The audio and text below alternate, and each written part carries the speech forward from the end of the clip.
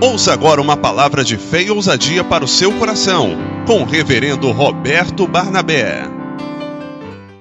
Fomentou muito a pressão de outros movimentos dentro de Jerusalém.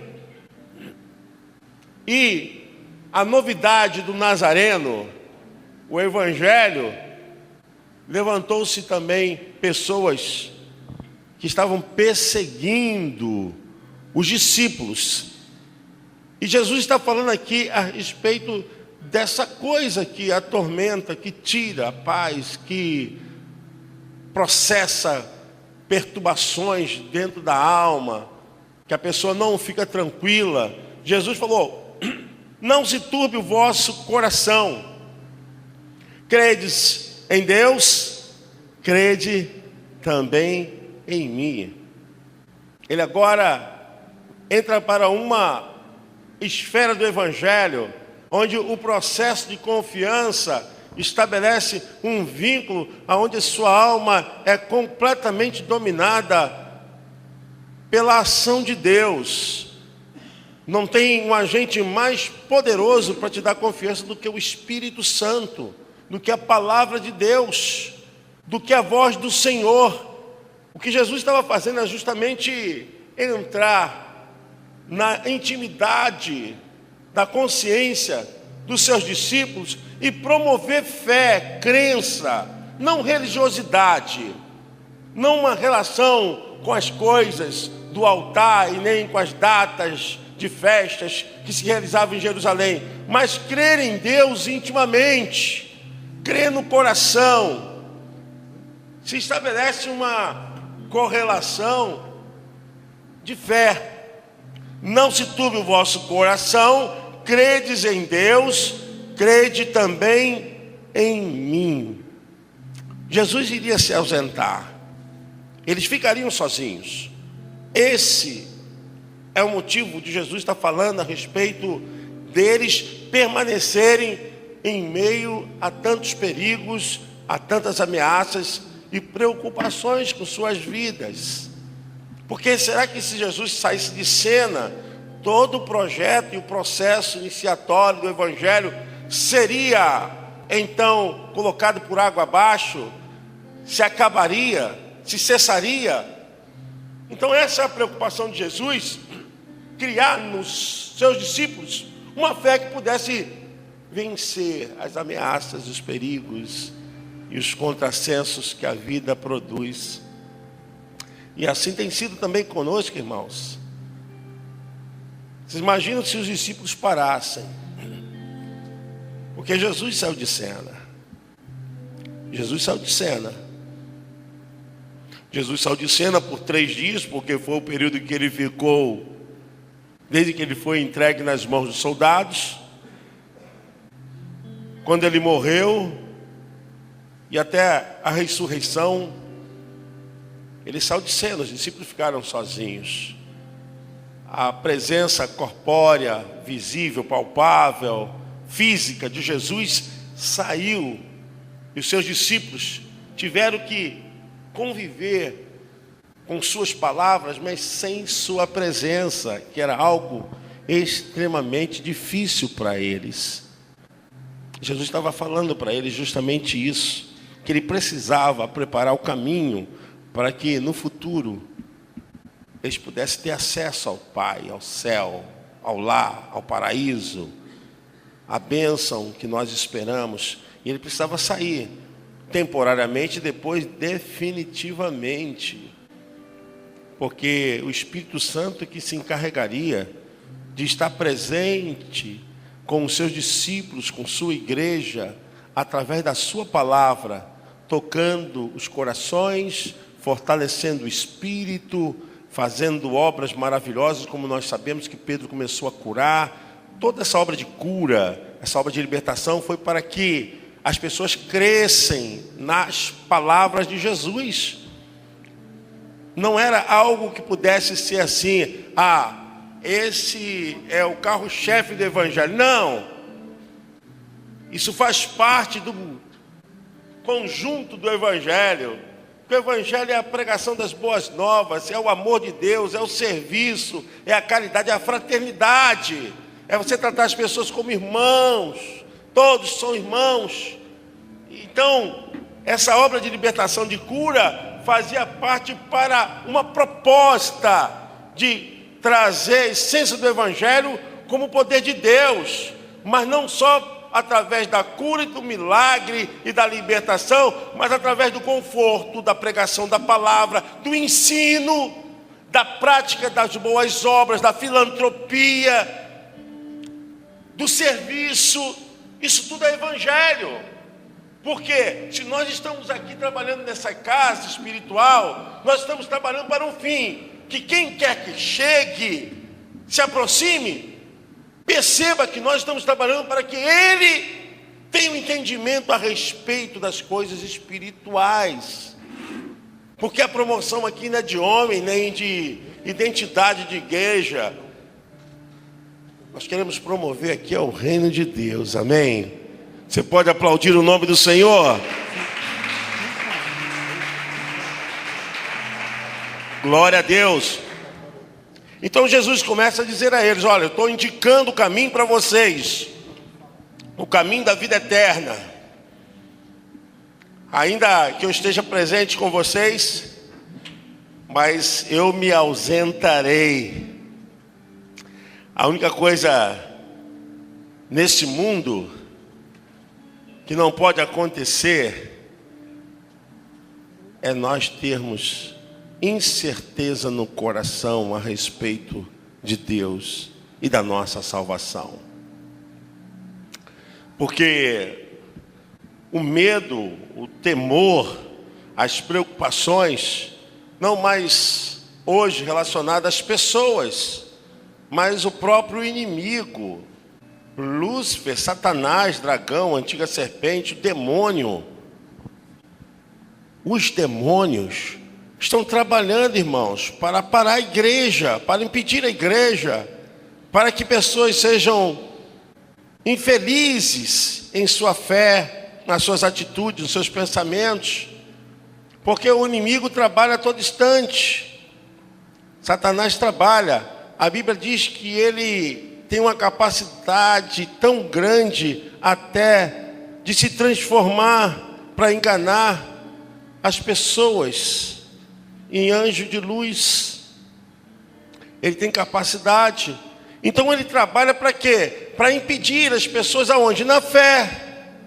Porque a pessoa sem fé, ela é entorpecida por um sentimento de inutilidade, de falta de força, de capacidade de ver as coisas, de poder andar, caminhar. Porque a fé é a única forma de nós nos relacionarmos com Deus, porque a fé é algo sobrenatural, e Deus é sobrenatural.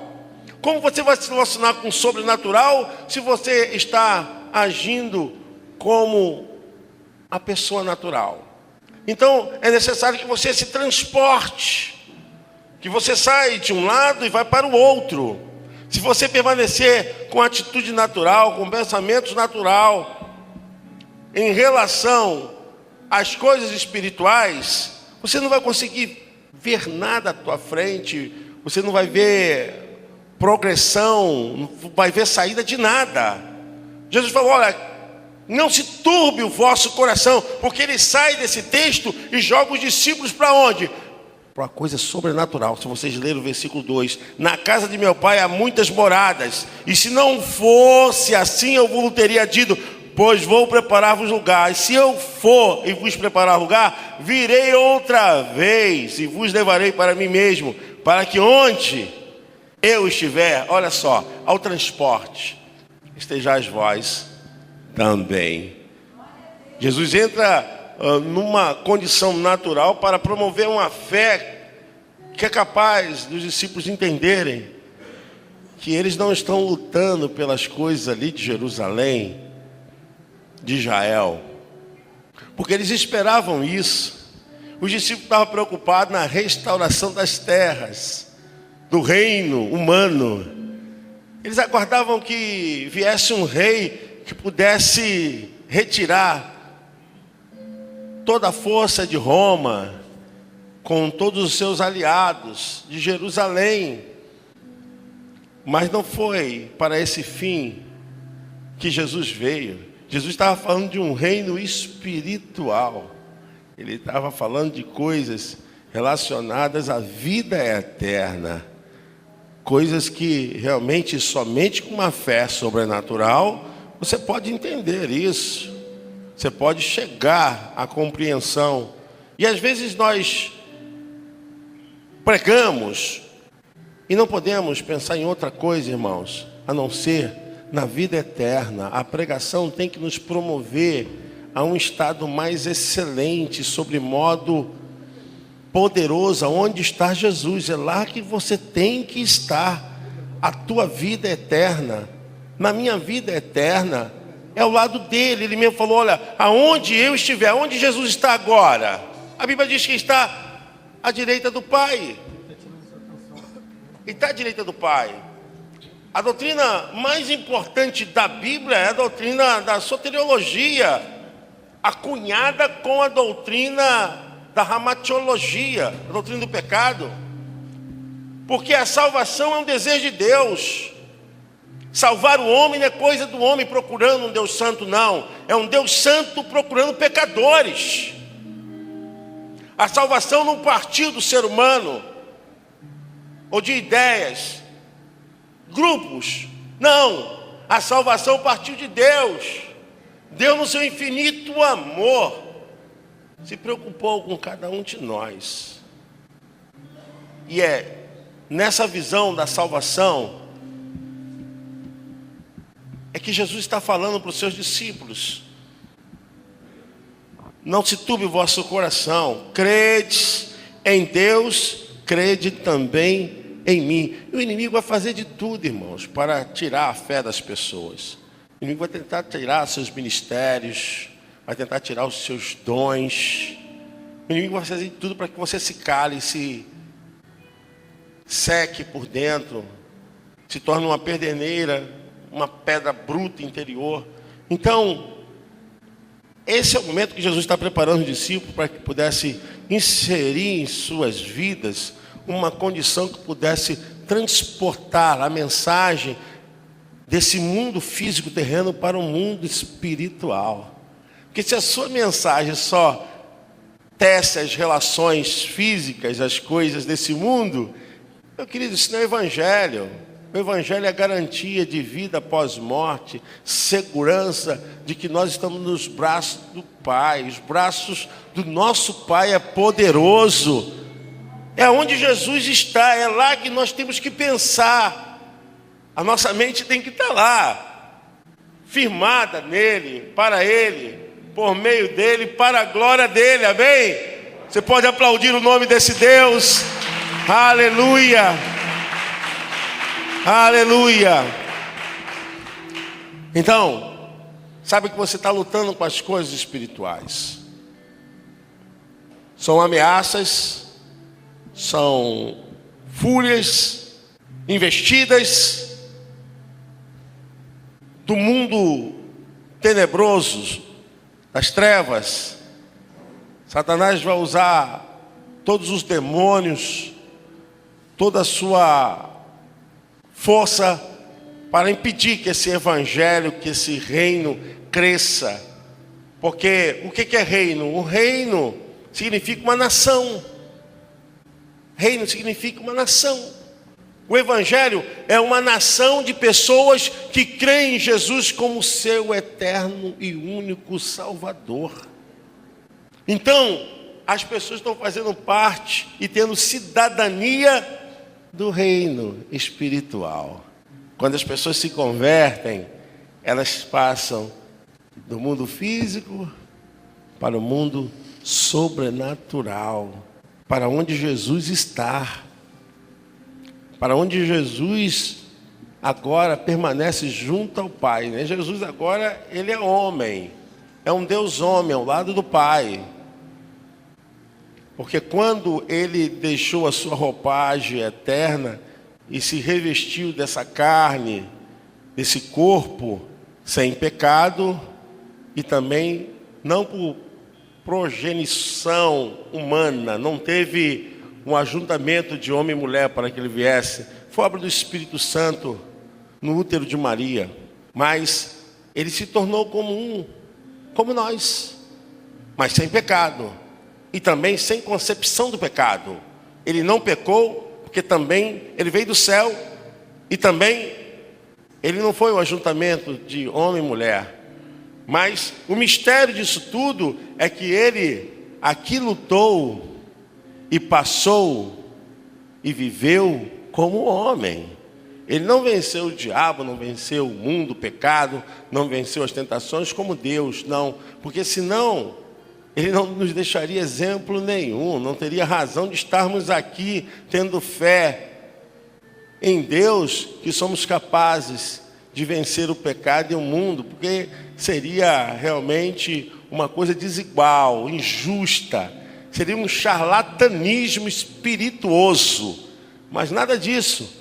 Jesus venceu como homem, mas a Bíblia diz que quando ele foi para o deserto, a Bíblia diz que ele estava com o Espírito Santo. Quando ele chegou na sua primeira mensagem após a tentação, ele estava na sinagoga, que ele abriu lá em Isaías 61, o Espírito do Senhor Deus está sobre mim, porque me ungiu. Ele já estava cheio do Espírito Santo. E depois dali ele começou a dizer, que os enfermos seriam curados, que os doentes seriam tratados, que os problemáticos de alma seriam visitados pelo Espírito Santo, e começou a fazer a obra. Está lá em Mateus capítulo de número 4, a gente vê isso claramente. Então, quando a gente começa a viver o Evangelho, a gente sai dessa esfera das coisas materiais. Embora vivendo aqui, esse mundo físico, precisamos ter relacionamentos com as coisas dessa vida, mas a nossa mente está em Deus, a nossa fé está em Deus. Corroboramos sim a nossa fé com as suas palavras, com o que está aqui na Escritura. A Escritura está na tua mão, está na minha mão. Não temos razão de dizer que não sabemos, porque a Escritura está diante de nós todos os dias. Nós podemos nos apossar dessa palavra para lutarmos com todas as coisas que tentam nos impedir. Por isso eu digo para você que hoje nós sofremos de um esfriamento espiritual muito grande, onde as sanções humanas acabam afetando as coisas espirituais, em vez das coisas espirituais afetarem as coisas físicas estão afetando as coisas espirituais. Deveria ser o contrário. O poder do Espírito Santo está em nós para quê? Para atingirmos aquilo que está dominado por esse mundo, por Satanás.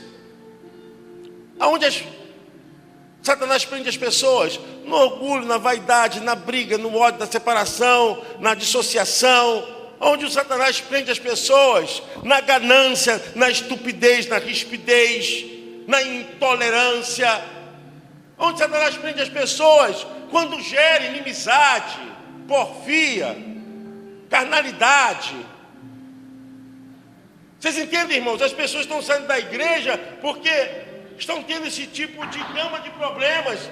Deveria ser o contrário. A vida espiritual dela deveria explodir sobre esse sistema maligno. Deveria tirar a força desse sistema maligno. Acaba que o sistema tira o irmão da igreja. O irmão não fala com a mãe, não fala com o pai. A pessoa teve um problema de qualquer situação que a vida possa produzir, qualquer grau que a vida possa produzir, não vou mais para a igreja, não posso olhar para aquele irmão, não posso adorar. Onde está o evangelho aí, pastores? Como é que pode funcionar uma coisa dessa?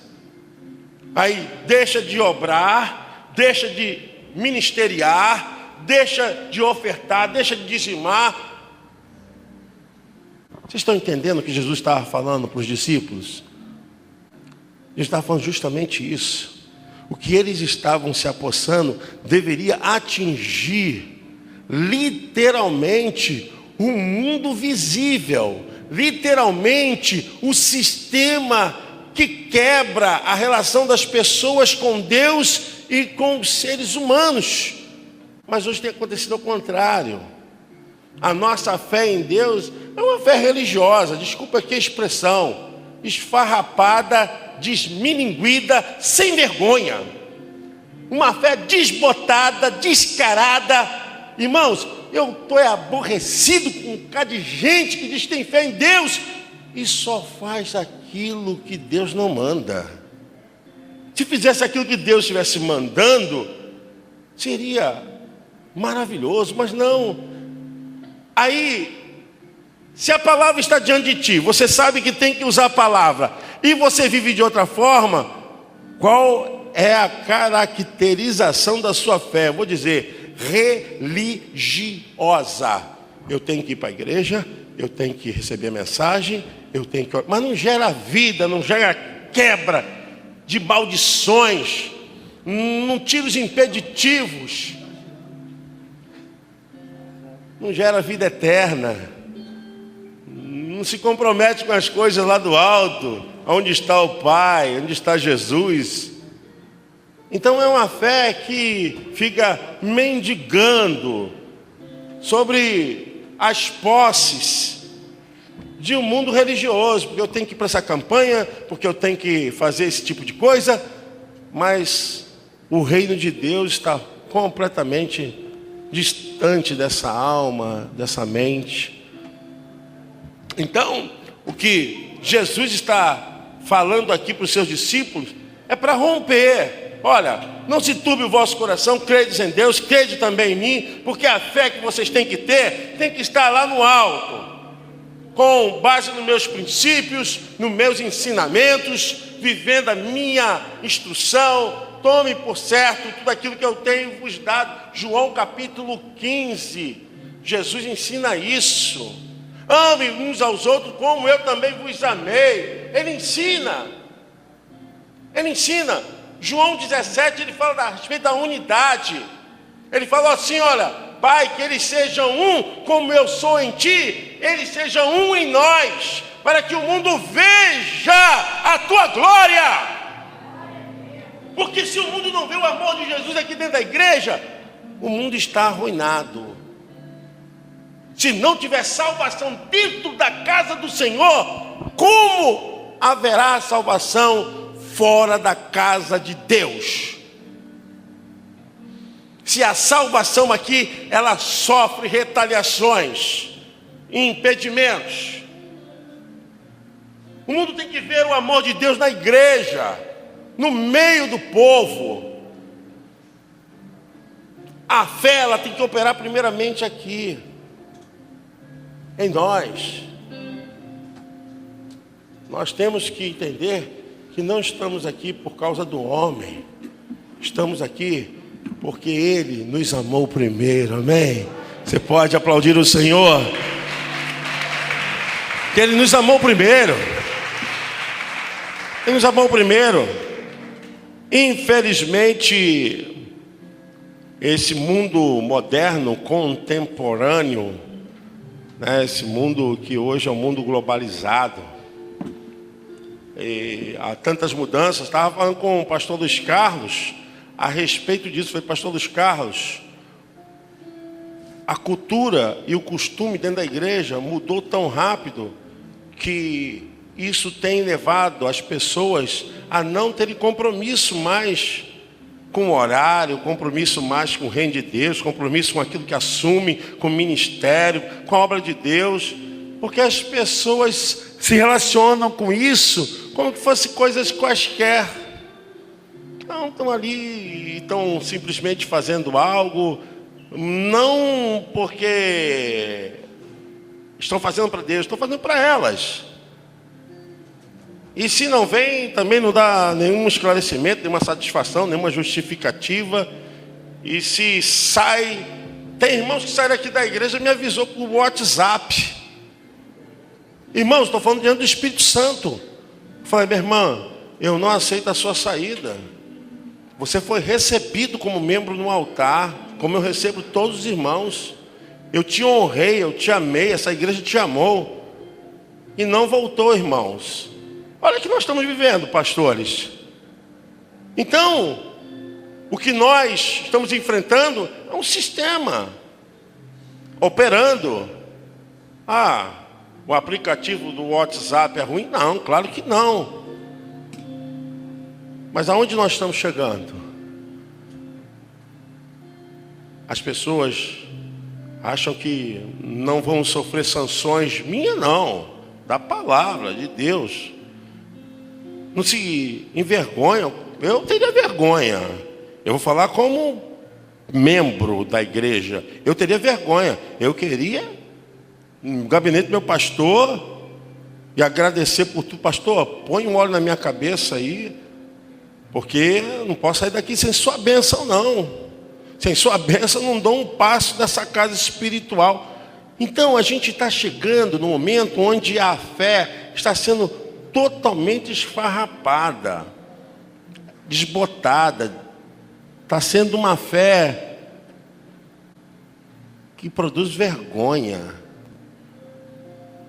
Vergonha. Esses dias estava vendo, não sei se os pastores viram também, que agora boate de evangélicos. Irmãos, vai plantar batata. O que estão querendo inventar? Eles estão querendo ter aquilo que Jesus falou: olha, não ame esse mundo.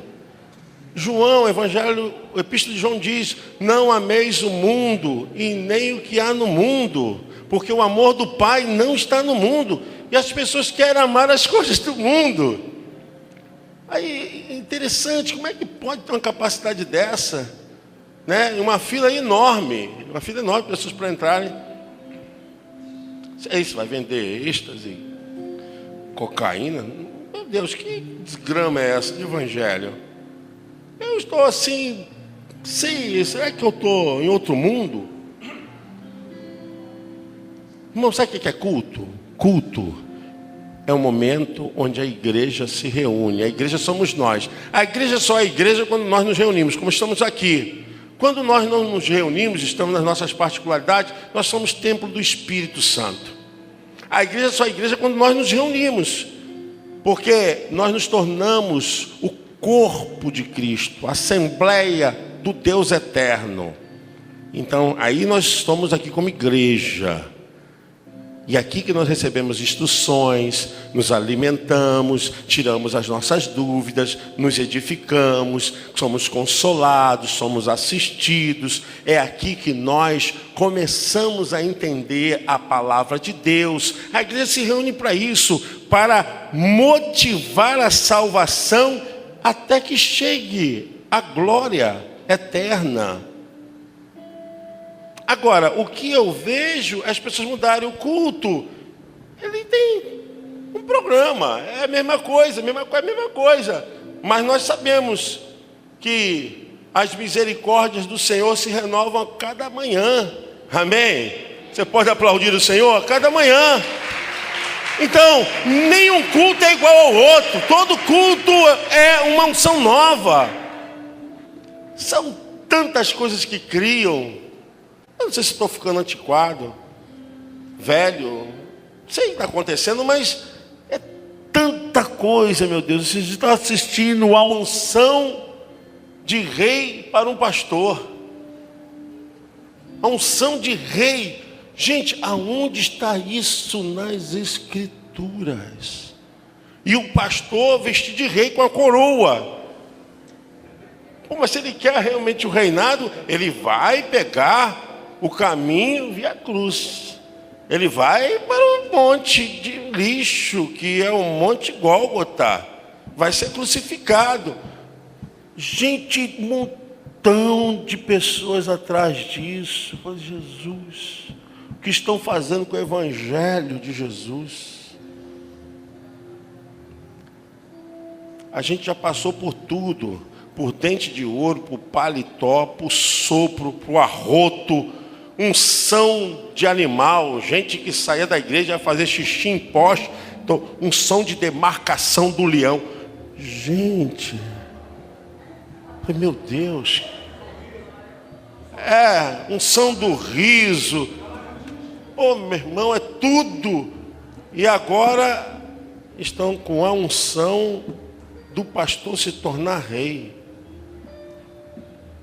Ai, meu Deus, vocês percebem como eles querem aquilo que Jesus rejeitou?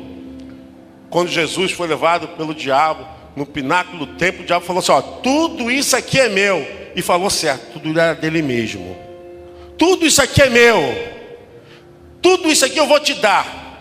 Só você falar assim, eu te adoro. A partir de hoje, eu te adoro. Aí Jesus falou, para trás de mim, Satanás, só o Senhor teu Deus adorarás, e a Ele darás culto. Aí, Jesus rejeitou o reino do diabo. Qual era o reino do diabo? Era o reino aí que nós estamos vendo, que pegou muitos ex-deputados, grandes homens, fazendo farra com dinheiro público. O mundo é esse, mundo de pecado, permissividade.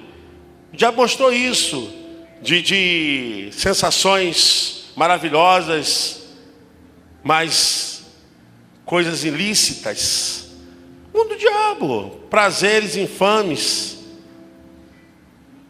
E o pecado, no fundo, até deve dar um certo prazer mesmo, mas o seu final é destruição, é morte. A Bíblia diz que o salário do pecado... Vocês percebem que as pessoas querem essas sanções que Jesus rejeitou. Querem ser vistas, querem ser amadas por todos, querem ser adoradas. Jesus falou, só o Senhor teu Deus adorarás. O cara quer ser rei, meu Deus, por quê? Tem súditos, tem empregados, pastor, rei. Gente, aonde esse evangelho vai chegar se nós não estudarmos a palavra? Se não estudarmos a palavra.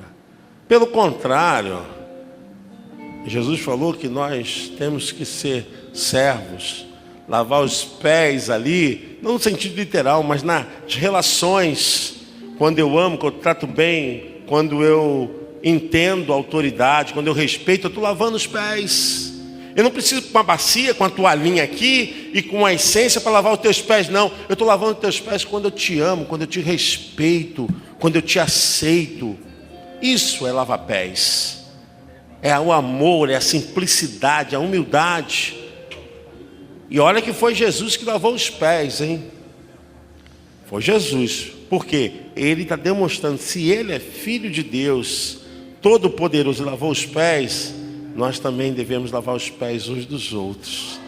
Com amor, com boas palavras, com coisas que edificam. Deus abençoe tua vida. E eu encerro pedindo misericórdia. Senhor, tenha misericórdia de nós. Deus abençoe sua vida. Amém? Feche seus olhos enquanto a irmã vem trazendo aqui os envelopes. Nós vamos orar. Senhor, nosso Deus e nosso Pai, nós queremos entregar nossas vidas em tuas mãos.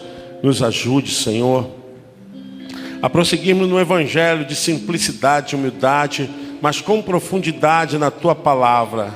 Senhor, que possamos amar uns aos outros e possamos quebrar todas as cadeias e maldições que nos impedem de abraçar, de ver o irmão.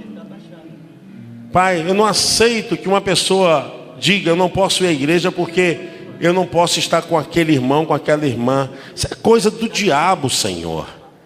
E eu repreendo em nome de Jesus, Pai, todo esse sentimento. Abençoe agora as nossas ofertas e dízimos. Abençoe, Senhor, a nossa vida. Abençoe a vida de cada irmão. Em nome de Jesus Cristo. Amém, amém. Glória a Deus. Deus abençoe.